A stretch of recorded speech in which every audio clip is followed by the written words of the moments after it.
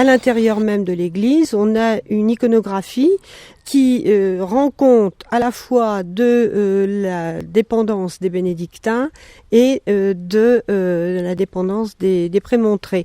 La première dépendance des bénédictins, elle est dans le nom de l'église, dans sa consécration à Saint-Gilles. Parce que Saint-Gilles, alors ça c'est peut-être l'histoire qu'il faut connaître, Saint-Gilles est venu de la Grèce. Et il s'est installé dans la région de Nîmes, dans une forêt. Et il vivait en ermite, il se nourrissait du lait d'une biche, ce qui explique qu'on le représente toujours avec une biche à ses côtés. Et un jour, un seigneur local est venu à la chasse, comme ça se produisait souvent, et il a voulu tuer la biche. Saint-Gilles s'est interposé et ils ont été blessés tous les deux, et la biche et Saint-Gilles. En conséquence, le seigneur a voulu se faire pardonner, et pour se faire pardonner, il a construit l'abbaye de Saint-Gilles-du-Gard, dont Saint-Gilles est devenu l'abbé. Et puis un peu plus tard, Charles Martel a eu quelque chose à se faire pardonner, en l'occurrence un grave péché, c'est-à-dire l'inceste avec sa sœur. Et il a écrit une lettre de confession à Saint-Gilles, et pendant que Saint-Gilles disait la messe, la lettre s'effaçait. Et c'est ainsi que Saint-Gilles est devenu le saint intercesseur qui obtient le pardon des péchés. Alors Françoise Le Caplin, on va s'intéresser maintenant donc à cette partie vraiment la plus importante, peut-être la plus caractéristique de cette église de Fougy que nous visitons en votre compagnie. Alors il y a combien de personnages au total à peu près ? 26 personnages.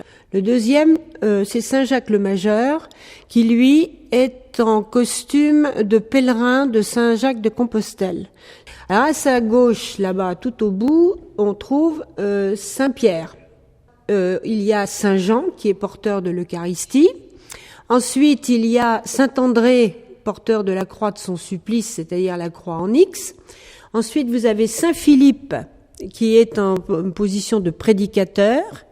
Ensuite, on trouve Saint Thomas. Alors Saint Thomas, il est intéressant, on le reconnaît parce qu'il a les deux doigts levés.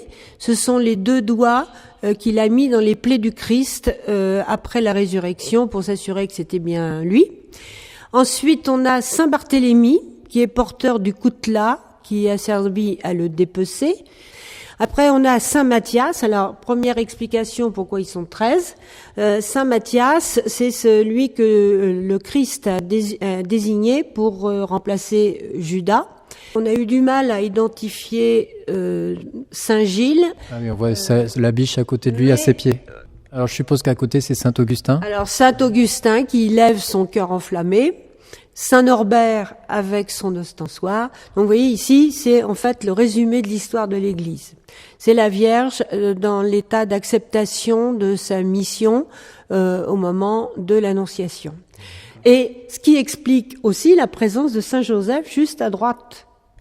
Françoise Le Caplin, merci pour cette belle visite donc de l'église de Fougy. Alors je rappelle le lieu situé entre le bourg Saint-Léonard et Chambois. C'est facile à trouver parce que c'est indiqué par des panneaux à quelques kilomètres d'Argentan, donc dans le département de l'Orne. Merci.